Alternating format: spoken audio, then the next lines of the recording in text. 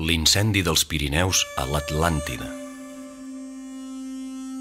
El temps que el gran Alcides anava per la terra, tot escombrant-la amb clava feixuga arreu de bords, gegants i monstres que Déu movia en guerra, en flames esclatava, nevat lo Pirineu.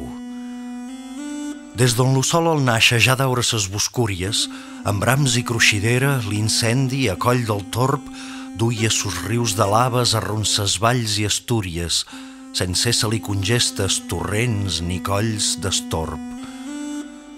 A part, serpent immensa, d'escata vermellosa, que a través de l'Europa d'un mar a l'altre mar, respirant fum i flames, passàs esgarrifosa, son cabell de guspires i foc a rabejar.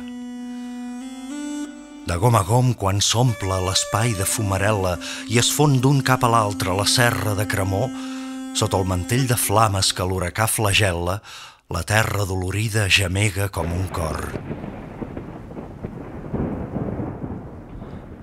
Llavors el gran incendi, rebent, endreça els passos, rogenc damunt los núvols veient-lo crestejar, lluint-hi plors i xiscles, i fica els nusos braços, fent els pastors i pobles d'espasme tremolar.